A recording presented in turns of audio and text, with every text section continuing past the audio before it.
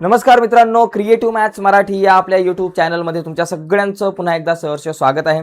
आज आपण चर्चा करतोय इयत्ता चौथी मराठी विषयावरती पॅट परीक्षेचा जो आपला पेपर असणार आहे 11 तारखेला, त्यावर आज आपण चर्चा करणार आहोत। तर ही एक प्रश्नपत्रिका मित्रांनो आपण बघूयात, कारण खूप महत्त्वाची प्रश्नपत्रिका आहे। 2017-18 ची प्रश्नपत्रिका आहे। बोर्डाने आपल्या एससीईआरटीच्या वेबसाईटवरती ही प्रश्नपत्रिका दिलेली आहे, तर तुम्ही बघू शकता। एससीईआरटीच्या वेबसाईटवरती जाऊन याची पीडीएफ डाउनलोड करू शकता किंवा व्हिडिओच्या खाली डिस्क्रिप्शनमध्ये मी तुमच्यासोबत शेअर करतो।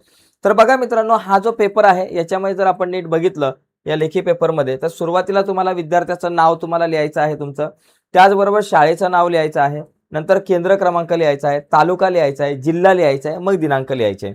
आता याच्यामध्ये जर आपण बघितलं तर इथे बघा एखादा पहिला प्रश्न आहे, इथं हा दिलाय की शब्द ऐकून लिहे। शाळेमध्ये तुम्हाला शिक्षक काही शब्द सांगतील ते ऐकून तुम्हाला लिहायचे, किंवा एखादं चित्र दिलं जाईल, त्या चित्रावरून विचारलेल्या प्रश्नांची उत्तरं द्या, अशा प्रकारचा सुद्धा प्रश्न विचारला जाईल। किंवा एखादी ऑडिओ क्लिप ऐकायला सांगितली जाईल आणि ती ऑडिओ क्लिप ऐकून त्यावर विचारलेल्या प्रश्नांची उत्तरं द्या। ओके, किंवा तुम्हाला इतर काही प्रश्न विचारले जातील तोंडी परीक्षा, म्हणजे 5 ते 10 मार्क सुरुवातीचे तोंडी परीक्षेवर आधारित असतात। ओके, एवढं लक्षात घ्या, तिथे वेगवेगळ्या प्रकारचे प्रश्न असू शकतात। याच्यानंतर पुढचा प्रश्न बघा काय आहे की खालील उतारा मनात वाच आणि प्रश्नांची उत्तरे लिही।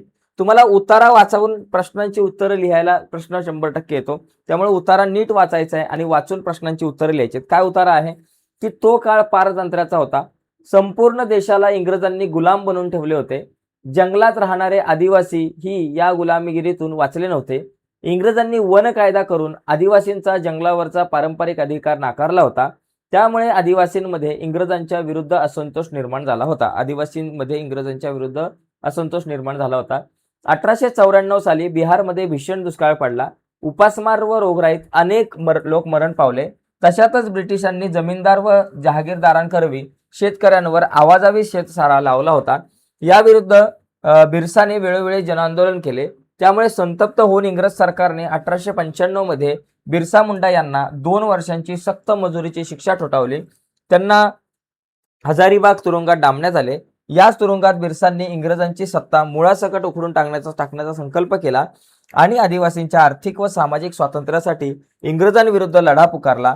त्यासाठी त्यांनी एक घोषवाक्य दिले, एकमेकांना भेटल्यावर आदरभाव व्यक्त करण्यासाठी उल गुलान म्हणावे असे त्यांनी सांगितले। उल गुलान म्हणावे असे त्यांनी सांगितले। बघा, आता यावर आधारित काही प्रश्न आहेत। बिरसा मुंडा यांना कोणत्या तुरुंगात ठेवण्यात आले होते? तर बघा, या ठिकाणी यांना कोणत्या तुरुंगामध्ये ठेवण्यात आले होते की इथं दिलं आहे की बिरसा मुंडा यांना 2 वर्षाची सक्त मजुरीची हजारीबाग या तुरुंगात त्यांना डांबण्यात आले होते। मग इथं लिहायचं हजारीबाग। तर हे तुमचं उत्तर आहे। बिरसा मुंडा यांनी कोणते कार्य केले? बघा, यांनी कोणते कार्य केले, आता त्यांचं कार्य या ठिकाणी आपल्याला साधारणतः लिहायचं आहे। ओके, बघा, त्यांनी केलेलं काम बघा, बिरसाने वेळोवेळी जनआंदोलन केलं। बघा, त्यांनी काय केलं, इंग्रजांविरुद्ध जनआंदोलन केलं, हे काम त्यांनी केलेलं आहे। त्याचबरोबर त्यांनी इंग्रजांची सत्ता मुळासकट उखडून टाकण्याचा त्यांनी संकल्प केला आणि आदिवासींच्या आर्थिक व सामाजिक स्वातंत्र्यासाठी इंग्रजांविरुद्ध लढा पुकारला। बघा, आदिवासींच्या आर्थिक व सामाजिक स्वातंत्र्यासाठी इंग्रजांविरुद्ध लढा पुकारला, हे काम तुम्ही या ठिकाणी लिहू शकताय। पुढचा मुद्दा बघा, आदिवासींमध्ये इंग्रजांच्या विरुद्ध असंतोष का निर्माण झाला? बघा, इथं पहिला आहे असंतोष का निर्माण झाला, त्याच्यामध्ये तुम्ही हे इथून इथपर्यंत सगळं लिहू शकता की बाबा तो काळ पारतंत्र्यात होता, संपूर्ण देशाला इंग्रजांनी गुलाम बनवून ठेवले होते, जंगलात राहणारे आदिवासीही या गुलामगिरीतून वाचले नव्हते। बघा, इथून लिहा, इंग्रजांनी वन कायदा करून आदिवासींचा जंगलावरचा पारंपरिक अधिकार नाकारला होता, त्यामुळे आदिवासींमध्ये इंग्रजांच्या विरुद्ध असंतोष निर्माण झाला। तर एवढं लिहू शकता की बाबा इंग्रजांनी वन कायदा करून आदिवासींचा जंगलावरचा पारंपरिक अधिकार जो आहे तो नाकारला होता, त्यामुळे आदिवासींमध्ये इंग्रजांच्या विरुद्ध एक असंतोष निर्माण झाला होता, असं आपल्याला इथं म्हणता येईल। ठीक आहे, पुढे बघा, पुढचे काही प्रश्न आहे। आता ही बघा, ही जाहिरात वाचायची आणि त्या जाहिरात वाचून त्यावरचे प्रश्न विचारले जातील, किंवा एखादी आकृती दिली जाईल, एखादं चित्र दिलं जाईल, ते चित्र वाचून, चित्र बघून त्यावरचे प्रश्न विचारले जातील। इथे दिले खुशखबर, विद्यार्थी, पालक व शिक्षकांसाठी सुवर्ण संधी, बाल महोत्सव आहे, त्याच्यामध्ये रांगोळी स्पर्धा असणार, वैयक्तिक गीत गायन स्पर्धा असणार, वैयक्तिक नृत्य स्पर्धा आहे, कथाकथन स्पर्धा आहे, वेशभूषा, एकांकिका, तसेच अनेक नामवंत प्रकाशनांच्या पुस्तकांचे प्रदर्शन आहे। ओके, स्पर्धेत प्रथम क्रमांकाच्या विजेत्यास प्रदर्शनातील आवडीची 5 पुस्तके भेट दिली जातील। त्याचबरोबर द्वितीय क्रमांकाच्या विजेत्यास आवडीची 3 पुस्तके दिली जातील. म्हणजे जो पहिल्या क्रमांकाचा आहे त्याला 5 पुस्तकं आणि ज्याचा दुसरा नंबर येईल त्याला 3 पुस्तकं मिळतील. स्पर्धेसाठी नोंदणी फी ₹5 फक्त. आयोजक कोण आहे? अहिल्या महिला मंडळ जळगाव आणि स्थळ आहे विद्यानिकेतन विद्यालय मैदान जळगाव. कालावधी 5 ते 10 एप्रिल 2018 आणि वेळ सकाळी 10 ते 5 पर्यंत आहे. बालमहोत्सव कोठे आयोजित करण्यात आलेला आहे? तर कोठे आयोजित करण्यात आला? इथं स्थळ दिलंय. विद्यानिकेतन विद्यालय मैदान जळगाव येथे बालमहोत्सव आयोजित करण्यात आलेला आहे. ओके. त्याच्यानंतर बालमहोत्सव किती दिवस चालणार आहे बघा. 5 एप्रिल ते 10 एप्रिल म्हणजे 5 दिवस चालणार आहे साधारणतः. बघा 5, 6, 7, 8, 9, 10 6 दिवस झाले. बालमहोत्सवात विद्यार्थ्यांसाठी कोणकोणत्या स्पर्धांचं आयोजन करण्यात आलेलं आहे? तर रांगोळी स्पर्धा, वैयक्तिक गीत गायन स्पर्धा, वैयक्तिक नृत्य स्पर्धा, कथाकथन स्पर्धा, वेशभूषा स्पर्धा, एकांकिका स्पर्धा ह्या स्पर्धांची तुम्ही नावं लिहू शकताय. पुढचा बघा. खाली दिलेल्या सूचनेनुसार सोडव. खालील वाक्यात योग्य विरामचिन्हांचा वापर करून पुन्हा लिहा. अरे राजा, आई म्हणाली, अरे राजा, एक छोटंसं काम. अरे राजा, थांबणार आई थोडीशी म्हणून इथं स्वल्प विराम द्या. एक छोटंसं काम करशील का रे? इथं प्रश्नचिन्ह देऊन मग दुहेरी अवतरण चिन्ह तुम्ही लिहू शकताय. असं लिहू शकता. अरे राजा, अरे राजा, अरे राजा, एक छोटंसं काम करशील का? काम करशील का? करशील का? करशील का नंतर एक प्रश्नचिन्ह पाहिजे आणि मग इथं दुहेरी अवतरण चिन्ह पूर्ण करायचं. अशा पद्धतीनं आपल्याला हे सोडवता येईल. ओके. पुढे बघा. कंसात दिलेल्या शब्दसमूहाचा योग्य बदलासह वापर करा. बघा. रमेश ताईसोबत बागेत फिरत होता. फिरता फिरता बागेतील फुलांचे कुतूहल वाटणे, निरीक्षण करणे, आवड असणे. बरं का. फुलांचे निरीक्षण केले. फिरता फिरता बागेतील फुलांचे निरीक्षण केले. बरोबर. रमेश ताईसोबत बागेत फिरत होता. फिरता फिरता बागेतील फुलांचे निरीक्षण केले. समजा आपण म्हणू शकतो निरीक्षण केले असं समजा लिहिलं. निरीक्षण केले. त्याने निरीक्षण केले. त्याने निरीक्षण केले. शेजारच्या विक्रेत्याजवळ खेळण्यांचे त्याला कुतूहल वाटले. खेळण्यांचे त्याला कुतूहल वाटले. कुतूहल वाटले असं म्हणू शकतो. कुतूहल वाटले. खेळण्यांचे त्याला आवड आली वगैरे नाही. कुतूहल वाटणे. निरीक्षण केले आणि कुतूहल वाटले. किंवा असं होऊ शकतं. बागेतील फुलांचे कुतूहल वाटले असं नाही ठीक आहे. फुलांचे निरीक्षण केले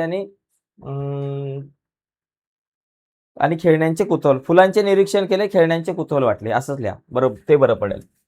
पुढे बघा. कंसात दिलेल्या म्हणींपैकी योग्य अर्थाची म्हण निवडून वाक्य पूर्ण करा. कविताच्या चपात्या का करपल्या म्हणून आईने विचारले. तर कविता म्हणाली, तवा पातळ आहे. म्हणतात ना, काखेत कळसानी गावाला वळसा, नाचता येईना अंगण वाकडे. लहान तोंडी मोठा घास. तर नाचता येईना अंगण वाकडे म्हणजे तवा पातळ आहे म्हणते. म्हणजे बनवता येत नाही. मग आपण वेगवेगळ्या प्रकारची कारणं देतो. मग इथं याचं नाचता येईना अंगण वाकडे. नाचता येईना अंगण वाकडे. येईना अंगण वाकडे. अंगण वाकडे. वाकडे. नाचता येईना अंगण वाकडे असं आपण या ठिकाणी इथं म्हणू शकतो. ठीक आहे. पुढचा पॉईंट बघा. पुढे आपल्याला खाली दिलेलं चित्र पहा व त्यावर आधारित गोष्ट. आता हे चित्र बघायचंय आणि या चित्रावर आधारित आपल्याला गोष्ट लिहायची आहे. या चित्रामध्ये बघा एक लाकूड तोडणारा व्यक्ती, एक व्यक्ती झाड तोडण्यासाठी येत आहे आणि 3 मुलं जी आहेत ती झाडाला एकदम घट्ट मिठी त्यांनी घातलेली आहे आणि ही 3 मुलं म्हणतात की झाडं तोडू नका.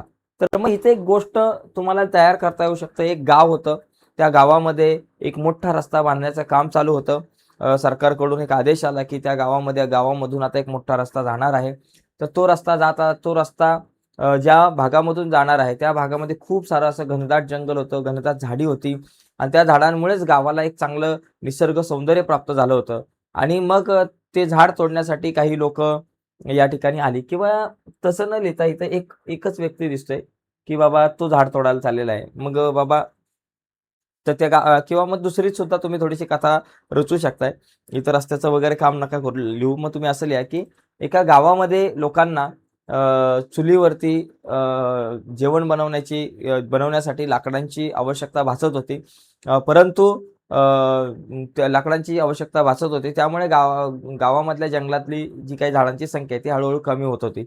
मग त्यामुळे गावातील विद्यार्थ्यांनी एक दिवस असा संकल्प केला एकत्र येऊन की आपण आता गावातील लोकांना झाडं तोडू द्यायची नाही. कुठल्याही प्रकारचं एकही झाड तोडू द्यायचं नाही. उलट आपण झाडं लावली पाहिजे. मग ज्या वेळेला लोक झाडं तोडायला जायची त्यावेळेस ही जी मुलं आहेत ती गावातली जी मुलं आहेत ती एकत्र जाऊन त्या झाडांच्या जवळ जायची आणि लोकांना झाडं तोडण्यापासून प्रवृत्त करायची. अशाच प्रकारे मग काही मुलं जी आहेत इथे 3 राम, श्याम आणि सीता, गीता अशी काहीतरी यांची नावं वगैरे तुम्ही देऊ शकताय, की ही 3 मुलं एक दिवस गावातल्या जंगलामध्ये गेली आणि एक व्यक्ती गावातला कुऱ्हाड घेऊन लाकूड तोडण्यासाठी झाड तोडण्यासाठी निघाला. त्यावेळेस या 3 मुलांनी घट्ट मिठी मारली त्या झाडाला आणि त्या व्यक्तीला सांगितलं, की "तुम्ही काका अजिबात झाड तोडू नका, कारण झाडं तोडल्यामुळं प्रदूषण होतं. झाडं तोडल्यामुळे प्रदूषणावरती म्हणजे झाडं जी आहे, झाडं तोडल्यामुळे पाऊस कमी पडू शकतो. झाडं तोडल्यामुळे आपल्या गावातलं वातावरण जे आहे ते थंड राहणार नाही, ते गरम होईल आणि झाडं तोडल्यामुळे निसर्गाचा समतोल जो आहे, तो सुद्धा ढासळेल." मग तो व्यक्ती म्हणतो, की "अरे मग मी माझ्या घरामध्ये चूल कशी पेटवणार?" मग ती मुलं म्हणतात, "काका तुम्ही काळजी करू नका. त्यासाठी आपण गॅसचं कनेक्शन देऊ तुम्हाला. गॅसचा वापर करा तुम्ही." आणि नंतर मग ही 3 मुलं त्या काकांना घेऊन बाजारामध्ये जातात आणि बाजारामध्ये जाऊन त्यांना गॅस घेऊन देतात, शेगडी घेऊन देतात. अशा पद्धतीने तुम्ही ती कथा पुढे नेऊ शकताय. ओके. तर ही अशी कथा आहे. पुढे मुद्दा आहे. पुढे पण तुम्हाला एक गोष्ट लिहायची आहे, की खाली दिलेल्या प्रसंगाच्या आधारे गोष्ट लिहायची. काही मुले बसची वाट पाहत उभी आहेत. थोड्या वेळाने एक बस येते. लोक बसमध्ये चढतात. बस निघून जाते. तेव्हा मुले बघतात, की रस्त्यावर एक पाकीट पडले आहे. ते बसमध्ये चढणाऱ्या एखाद्या प्रवाशाचेच असणार, असे मुलांना वाटले. पाकीट पाहून आता काय करायचे बघा. काही मुले बसची वाट बघत होती. थोड्या वेळाने बस येते. लोक बसमध्ये बसतात. बस निघून जाते. तेव्हा मुले बघतात, की रस्त्यावर पाकीट पडलेले आहे. आणि मग हे रस्त्यावर पडलेलं पाकीट राजू नावाचा एक मुलगा बघतो. राजू आणि राम आणि श्याम नावाचे 2 मित्र असतात. तर त्या 2 मित्र हे पाकीट बघतात. ते पाकीट बघितल्यानंतर ते पाकीट आपलं घेतात, उचलतात पाकीट आणि बाकीच्या मुलांना वाटतं, की अरे आता हे पाकीट घेऊन घरी जाऊन खाऊ खातील. परंतु ते पाकीट उघडल्यानंतर ते सुरुवातीला त्या पाकिटावरचा पत्ता बघतात, नाव बघतात. पण ते ओळखीचं वाटत नाही त्यांच्या. मग ते पाकीट घेऊन ती 2 मुलं राम आणि श्याम पोलिस स्टेशनला जातात किंवा पोलिस स्टेशनला जातात आणि पोलिस स्टेशनला जाऊन ते दोघे जण हे पाकीट देतात. त्या पाकिटामध्ये ₹10,000 इतके पैसे असतात आणि ते पाकीट त्या पोलिस स्टेशनला जमा करतात. मग पोलीस त्या पाकिटावरील व्यक्तीला शोधून ते पाकीट त्या व्यक्तीला देतात आणि त्या व्यक्तीला सुद्धा खूप आनंद होतो. मग तो व्यक्ती राम आणि श्याम या दोघांना बक्षीस म्हणून एक दप्तर दोघांना देतो. अशा पद्धतीने तुम्ही ती कविता जी कथा आहे, ती कथा तुम्ही पुढे नेऊ शकताय. तर मित्रांनो, या पद्धतीनं आपण ही 4थीची एक प्रश्नपत्रिका बघितली. तर हीच येईल अशातला भाग नाही. पण अशा पद्धतीनं आपल्याला प्रश्नपत्रिका येऊ शकते. थोडेसे बदल यावर्षी कदाचित होऊ शकतात, पण या पद्धतीचा एक फॉर्मॅट असू शकतो. पण तुम्हाला उतारे येऊ शकतात, कथा लिहायला तुम्हाला प्रश्न येऊ शकतायत, वाक्प्रचार असतील यावर आधारित प्रश्न येऊ शकतात. तर आजच्या या चर्चेमध्ये इथेच थांबूयात मित्रांनो. नक्कीच तुम्हाला ही व्हिडिओ आवडली असेल तर व्हिडिओला लाईक करा. नवीन असाल तुम्ही आपल्या YouTube चॅनलवर, अजूनपर्यंत आपला चॅनल सबस्क्राईब नसेल केला, तर आत्ताच आपला चॅनल सबस्क्राईब करा आणि त्या बाजूला असलेलं बेलचं बटन दाबायला विसरू नका. धन्यवाद मित्रांनो. बाय सर्वांना.